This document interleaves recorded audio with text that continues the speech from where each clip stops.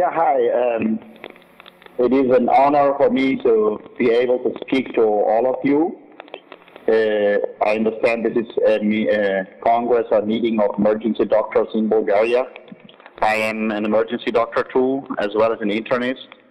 And it is a very special situation for me to be able to, in this opportunity, to share with you all some of the, I would say, revolutionary advancements which Dr. Broselow and the team have been able to contribute to safety in emergency care, especially initially, but now also for everyone.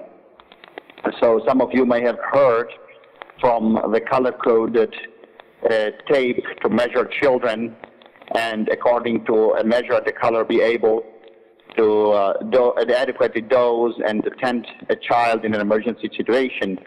And this is called the Broselow tape. But for those that not, I will give a brief introduction about the tape, and then, as the title says, explain a little bit what came after the tape. And this is a whole database and technology that helps us to avoid, to make medication safety simple, actually. So, Brandon, perhaps you want to, we will go a little bit, just 1.5 minutes of Hollywood and show you a little video where the Broselow tape, I think, is adequately explained as to the reason of its existence. So if you want, go ahead with video 1.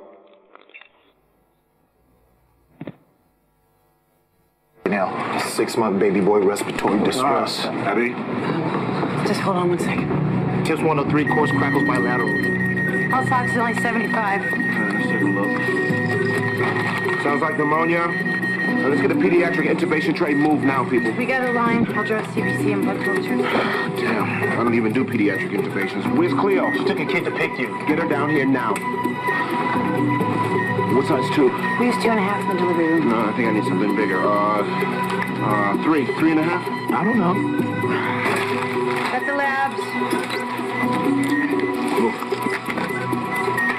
He's clamped down. I can't get the blade in. Paralyze him. What's the dose? You need his weight. He's vomiting. Suction. Come on.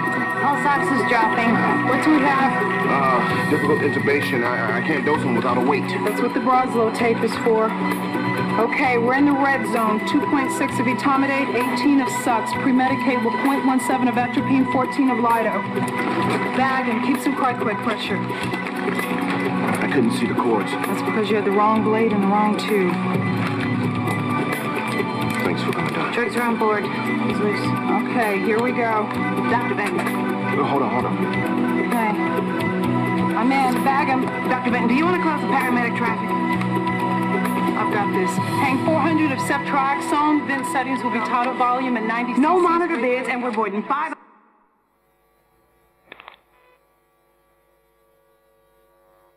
Yes, hi. Okay, so basically what you see in that video is that that's not an uncommon situation. In most emergencies, there is no pediatrician nearby. In most child emergencies, there is no pediatrician nearby.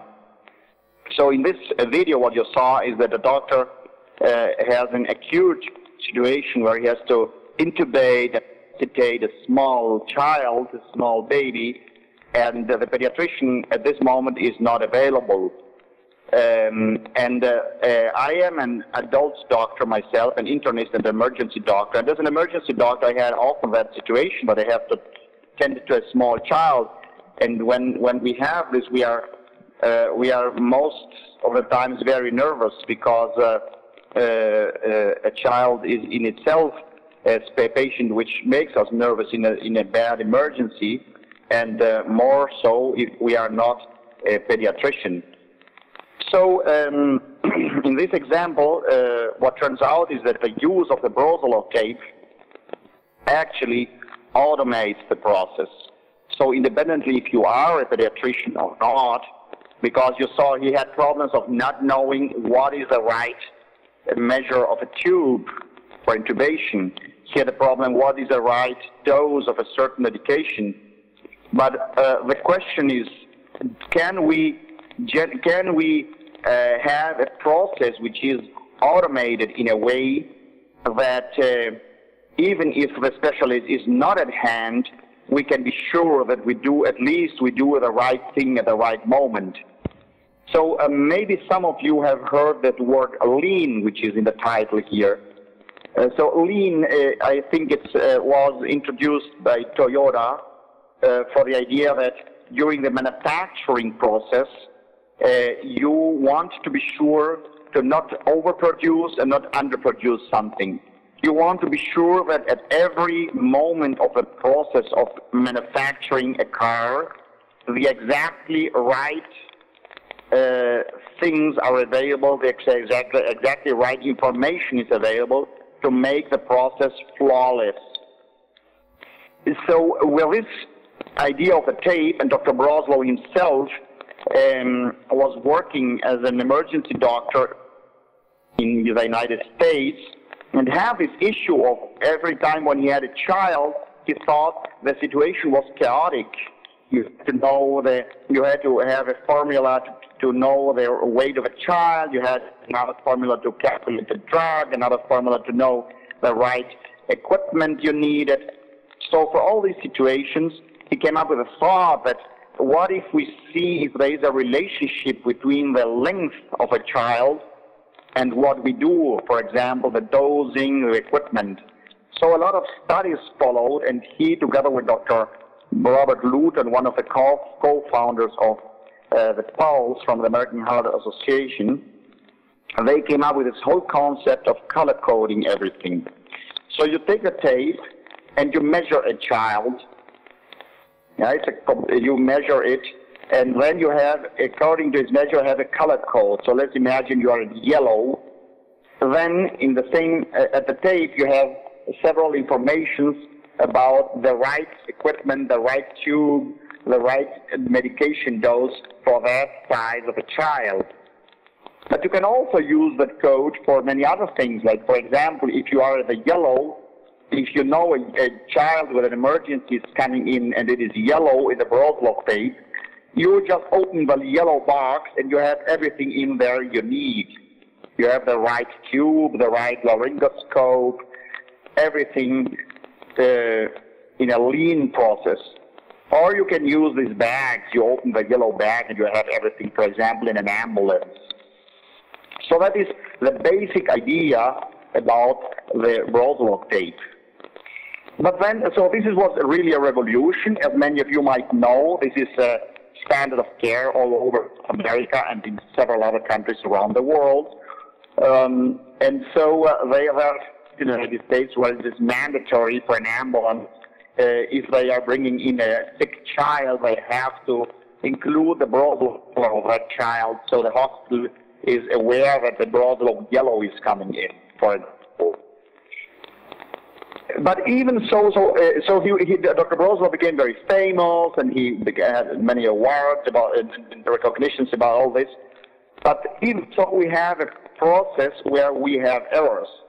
So as different to other industries, where, for example, manual calculations are not acceptable anymore. You see, for example, in a supermarket, nobody does manual calculations, manual mathematics anymore, or not even with a calculator. You use barcodes in it to be sure that every cent is correct. Aviation industry uses standards to avoid a plane to crash.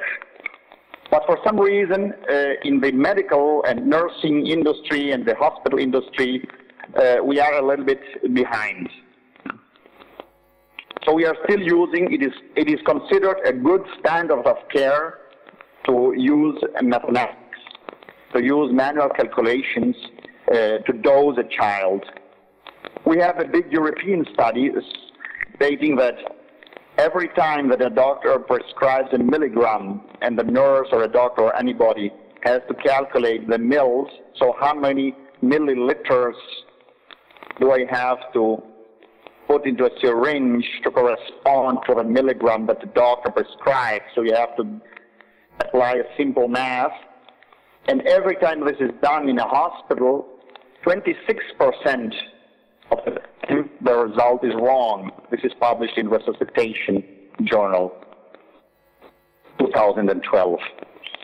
So you see, we have all this nice advancement, the American Heart Association, the European Resuscitation Council, and we do a lot for this, but still we have a process where errors occur, and still we have far too many mistakes, which lead to those very sad information. Like, for example, this newspaper article, very common is the wrong decimal point. If you put you do manual math and you have the decimal point wrong, you get 10 times the proper dose. And this is an example where a baby died because of this accidental miscalculation. And this other case is very sad because it represents that not only is a terrible situation for the patient and the family, but also the staff is under a lot of pressure because of this. This is the case of a hospital nurse who was under investigation because she was part of a process where a patient died because of a wrong dose, and with all that pressure, the hospital nurse committed suicide. And that was also an example of a 10 times normal dose in a baby that died, and then the nurse who was involved committed suicide. So she's really under a lot of pressure also because of the system error. This was very famous because he is famous and his great twins. This was a case of heparin, where we calculate international units. So you put a wrong decimal point, and look here, it's 1,000 times the dosage that they received.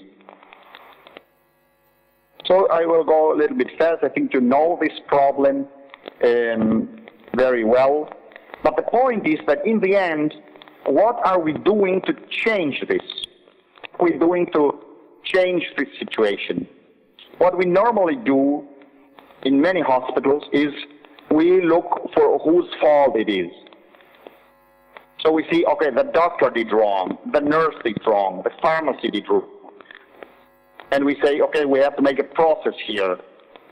And okay, I think it's okay that everybody has to respond for his acts or her acts, but we are not really solving the problem. We are putting all the blame and all the thing on the person, on the individual who was involved in this. When what really happens, what we think, that we do not have a lean process. So we consider this actually a system failure. So what can we do to change the system? One of the things that we have to eliminate math. We have to eliminate, for example, this death by decimal point situation. We see that we have a big problem using math. This is an example of the intensive care units that all of you know. Here is a patient receiving so many different bags of medications flowing for different pumps. And the question is, do we recognize if there are any errors? How do we know that every single bag has the right dilution, the right drug, the right milligram, the right microgram, the right international units? This is too many. And the question is perhaps, is this beyond human capabilities? We think it is, and we think that the cause for this is that even in medical school, in nursing school, we are taught that we have to memorize, we have to be good in math, we have to do manual math, we have to memorize. So we are taught that we have to memorize.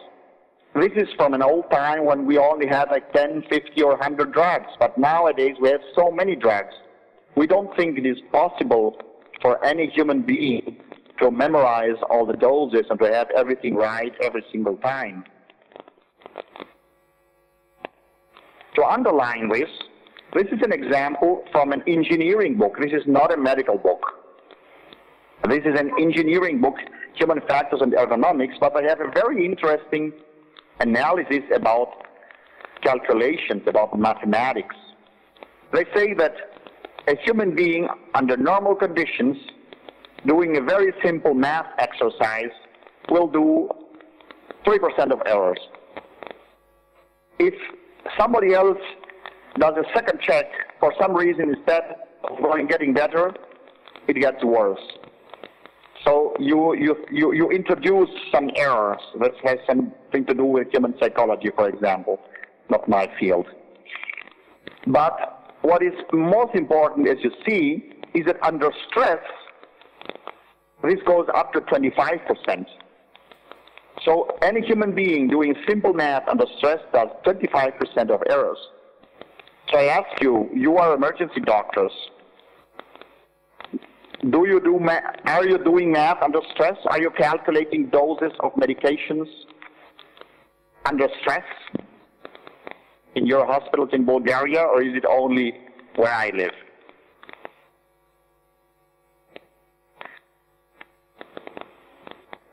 This is an example from the United States where we want to administer a very complex drug. I think this was alteplase or something like that.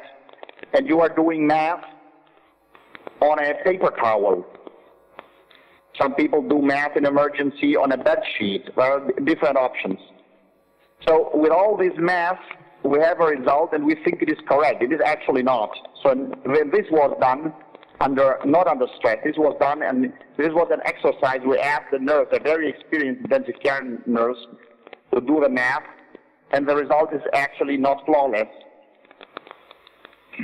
So it is not just with children. We have many drugs nowadays which are weight-based dosing in adults also. So this is an example also in an adult. We have a patient with an acute ischemic stroke, and we need to administer this drug at alteplase. So the patient comes in, and it's a 60-year-old man, and he comes with his 30-year-old daughter, and I explain to her, look, your father has this problem. He is experiencing a stroke. We did the computer tomography, and that's the bad news. The good news is we have a very special and modern drug called alteplase, which we can give. We can administer him through the vein, and he and there is let us say a 30% possibility that he might recover from this. I'm just using some numbers as examples. 30% possibility that he might recover completely thanks to this drug. But there's also a 5% probability that he can have such a severe bleeding that he becomes even worse. So what should we do? And the daughter says, well, my father was a very active man. He is very active in life. He would have liked to take that risk. Let us use the drug. So afterwards, I go back to the daughter, I administer the drug, and I have to give her the bad news that there was a bleeding. So I tell her, well, your father bled, but we know he would have taken the risk. He must be between those 5% of people who sometimes have those severe bleedings. So I'm very sorry, but he is in the 5%, and he had that bleeding. But the question is, do we know that? Do we actually know that he is in those 5%? Or how do I know that I didn't give him too much of that alteplase? How do I know that I didn't do some error in the process and he received more than he should? Or the other extreme, perhaps the patient doesn't get better. We say 30% of cases they get better, but your dad didn't improve. Sadly, 70% you don't get better. We knew that. But how do we know that? Perhaps we didn't give him enough of that drug. So this just to exemplify that we don't really have a process where we are sure, 100% sure, that we did everything right in such a situation which is really an emergency. So there is a study that was done by the Kentucky Children's Hospital. This was a study done with nurses administering drugs prescribed by doctors. And this is a comparative study, a simulation study related to the eBrowselow, electronic Broselow solution that I would like to show you in a moment. And so what was done is that medication were administered either using the Broselow or using the standard hospital references. The standard system, what you always do, manual calculation, call a pharmacist, which is common in the United States. They could do everything they normally do. So they had to prepare 130 medications according to the medical prescription. This was a simulation study again. The result was that 17% of the 130 prepared medication had errors. 7% had clinically significant, so clinically dangerous errors. The dose error range for those overdosings was between plus 50 and 900% of the right dose. This was a simulation study, so nobody was killed here, but the 900% dose would have killed the patient. In comparison, using the standard process proposed by Dr. Broselow and Hiltън, we, after only 10 minutes training, we actually thought this study, this was an independent study, not ours, but this was unfair. They said we only train people during 10 minutes in the use of the electronic Broselow solution. So, even so, after 10 minutes training using eBrowselow, all clinically significant errors were completely eliminated. That was one result. The other result is that it reduced the time to prepare medications in 8 minutes. So the median was 8 minutes less time to prepare a medication. And what is very important is that it made no difference if the nurse had a lot of experience or was a very new nurse. Because we are speaking about that standard. Remember the video from ER we just saw? We are speaking about a standard. So if you are a pediatrician or if you are an adult doctor, if you're new or if you're old, if you have a standard, you guarantee that everything is done right. And I'm not saying that experience is not important. Of course experience is important. But we want to have a standard that allows us at least doing the minimum right thing always, even if I do not have a lot of experience. How do we use such a standard? If we look into what kind of errors, this is another study published in 2011 in the British Medical Journal, analyzing a little bit what kind of errors do we have in administering IV medications in hospitals.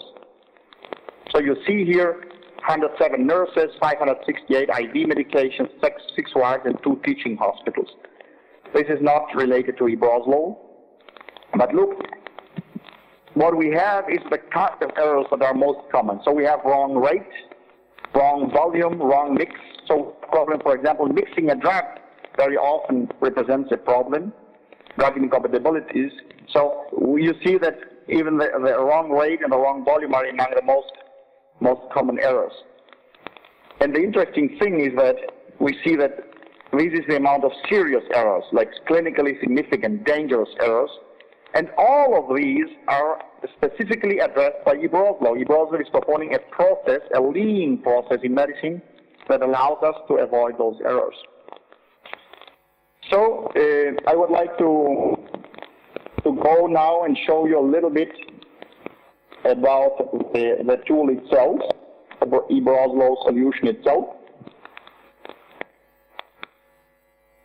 So basically what was done after the Broselow tape came out, and so Dr. Broselow, Dr. Hiltъn, we were thinking, what else can we do? And at first we were children, but then they thought, well, it's not only children, we have many other problems occurring in the process with children and adults. So finally, to make the story short, after years of experimentation and looking at different options and going from one step to the next and advancing, finally a team came together who was able to put, thanks to modern technology, put together a huge database of drugs. This is several years of work. Now we have a huge database of drugs which exist both online but also as an app. And you can download a free version of that app called SafeDose, or you just put eBrowselow. It exists both for Android and for Apple devices.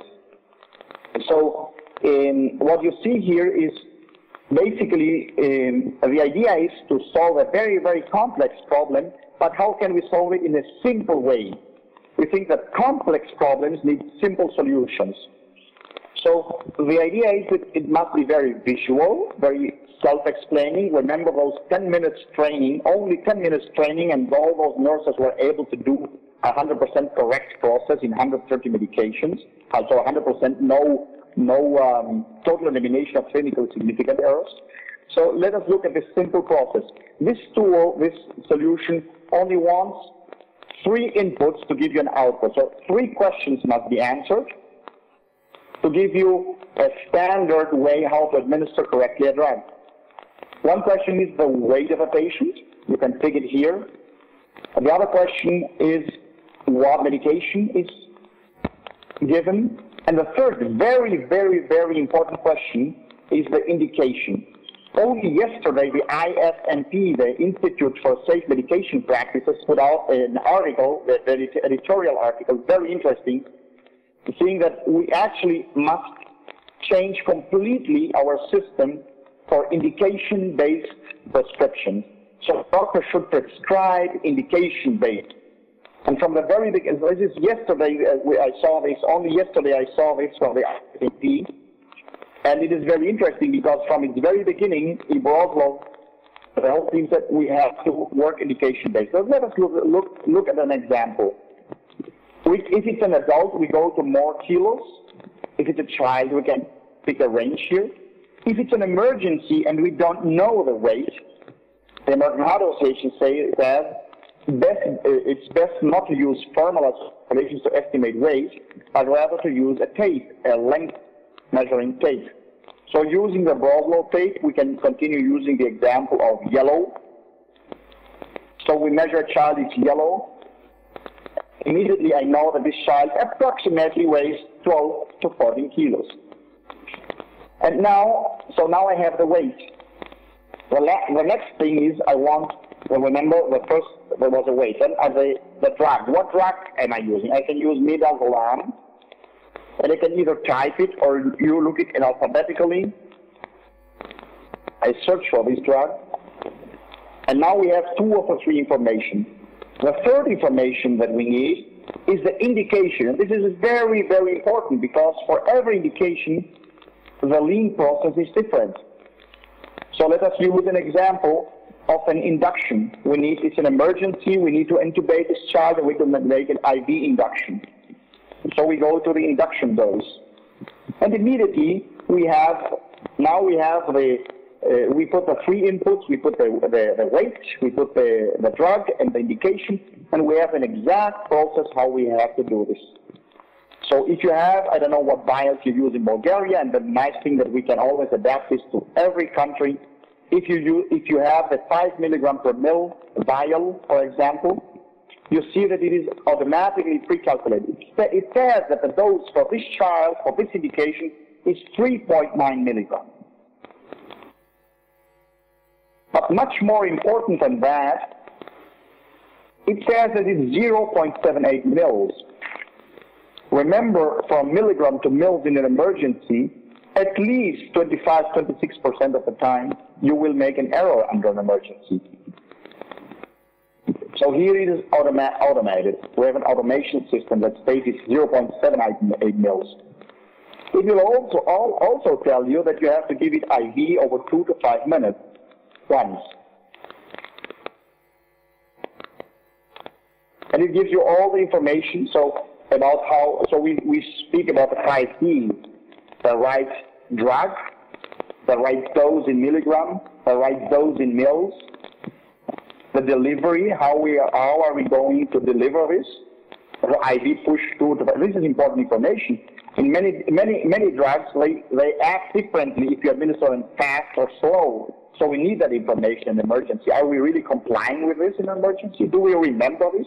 Well, I did not. I used midazolam in an ambulance, and I couldn't remember all those details every single time. It's too much to remember. And the last D would be the dangers. So we have some very important warnings here. And as you see, it is very short. If you go to any medical encyclopedia or UpToDate or any other, those are very, very great information sources. They are great information sources.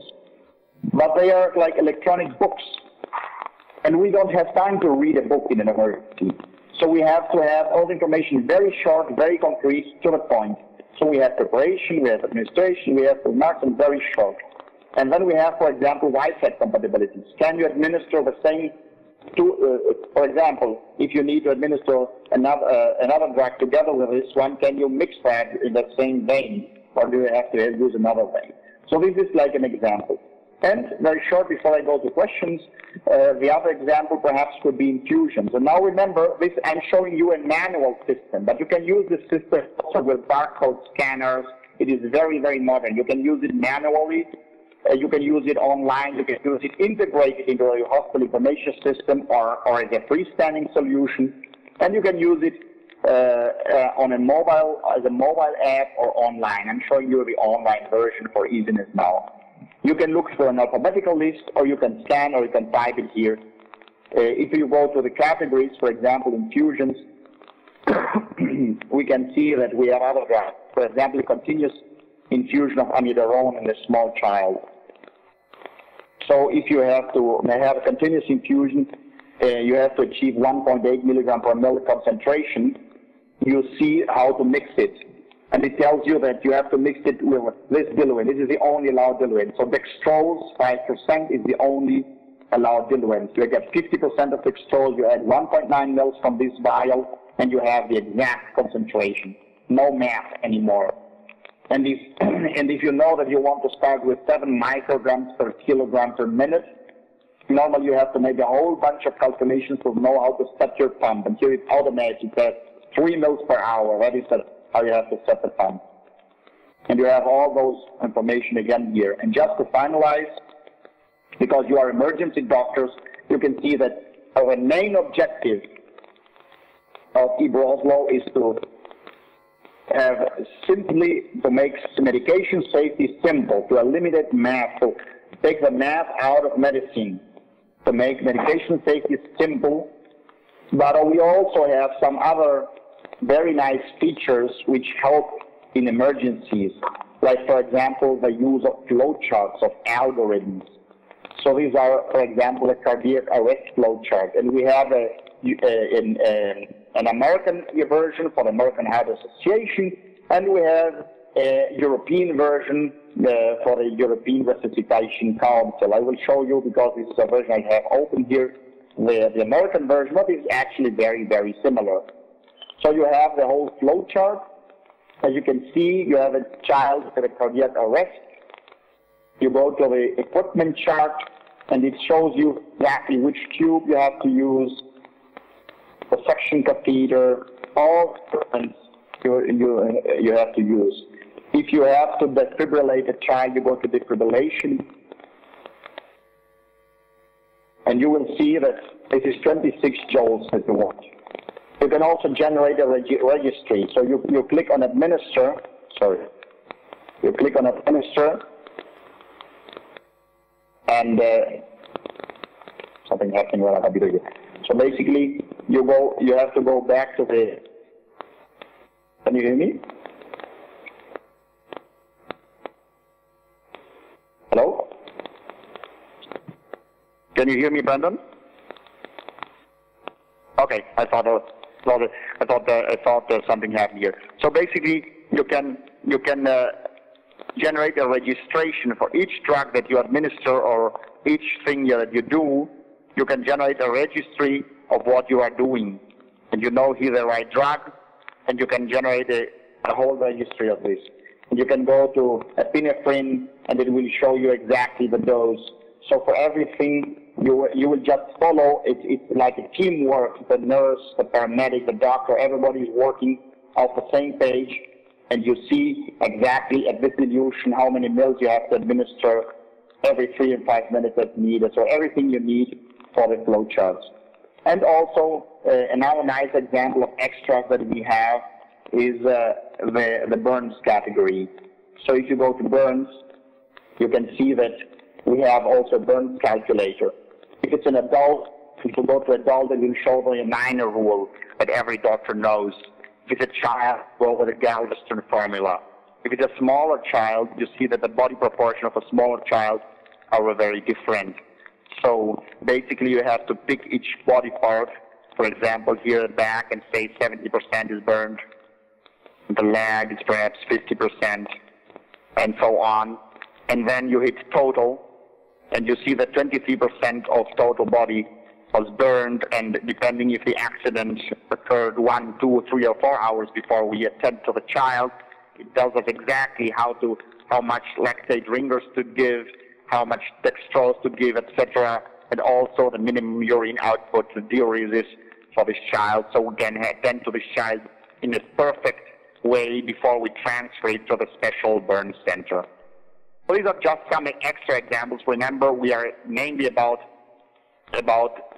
medication safety, but if we speak about the tape and about these other things, we can also think that if we implement that tape in every single hospital and health center throughout Bulgaria, throughout the world, if we implement these technology solutions in that every doctor can have access, imagine the difference. Now, at this moment, we know officially, since the last 2 years, that in the United States, that the first and second leading cause of death in the United States are cardiovascular problems and cancer. But nobody knew before that the third leading cause of death are adverse events, preventable adverse events in hospitals. That means we, the doctors and nurses, are causing the harm. The third, we are spending billions in avoiding cardiovascular and cancer and treating them adequately, but at the same time, we are basically doing so much harm ourselves. The third leading cause of death are more than 400,000 people in the United States are estimated to die for adverse events that are preventable. And of those, the biggest bunch, more than 30%, are directly related to the medication administration process. And with this simple solution, we can basically eliminate most of those errors in the process, be it at the prescription for the doctor, be it at the preparation, or at the administration that mostly is done by nurses or in emergencies, doctors and paramedics. I'm happy to take any questions from all of you.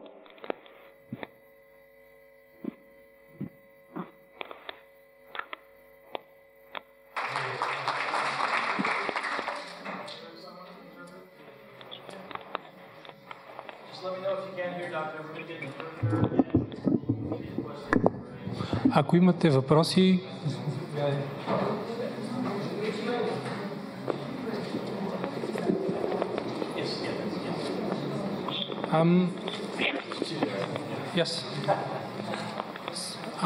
тъй като връзката беше... Откъде сте? Да, а лампата може ли само да...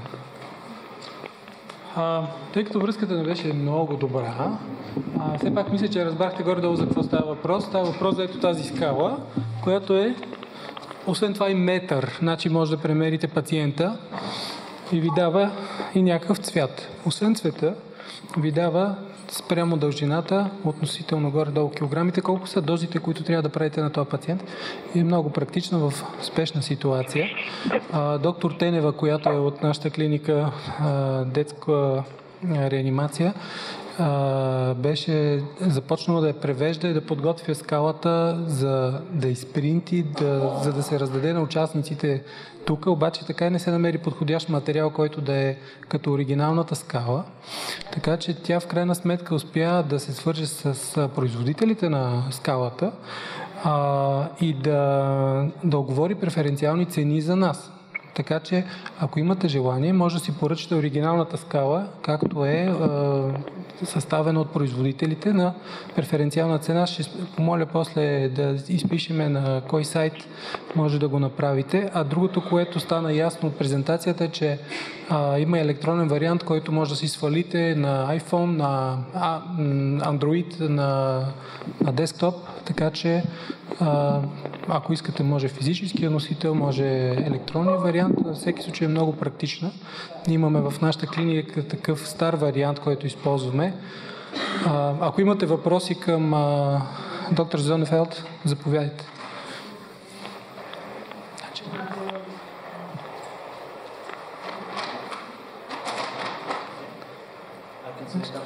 Yes. So yeah, Doctor, I guess we have a little shy audience, but I think they enjoyed and got a lot out of your presentation. Yeah, I'm standing over at the entrance to the workshop, so we have tapes. We're going to try to get 30, 40, 50 to the ambulances in Sofia very soon. and we have another 100 on the way. So please talk to me if you want to learn how we can get more of these in Bulgaria, because we're raising money. So, and thank you, doctor. Let's talk later tonight or tomorrow.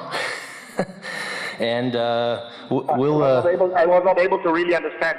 Were there any questions? I couldn't hear very well. We don't have any questions at the moment, but I'll give you a call tomorrow and we'll see how everything went. Okay, so basically, before I go, then I wanted to really thank everybody. Are people still listening? Are you alive? Yeah. Yes. Are you still listening? Okay. So I wanted to really thank the organizers for this opportunity. I think this is a really marvelous opportunity. I wanted to be there in person, but it was very short time. I hope that in future opportunities, Dr. Broselow or I might be able to come over and join you. I'm very happy for this opportunity. I congratulate the organizers and thank Mr. Brandon Morse for organizing this. And as a present for all of you, what we have done is we have available a free version, a completely free version of our eBrowselow Save Those app that you can download from the corresponding store. Yeah, so you can use it for free for at least a year, and you can test it around. And when also I think efforts are being done to make available the tapes for you, all of you doctors. It's a very good initiative that Mr. Brandon Morse is doing there with all the organizers. And also I think he will mention to you in the break that for those who are interested in the online version, we are giving for this event, we are giving a 50% discount on any online version that you might be interested in acquiring. So I hope I can help with that. I would be happy about future contacts. Feel free to go into the website and put a contact form. It will come to me. And thank you very much for this opportunity. Congratulations on the job all of you are doing. Have a nice afternoon.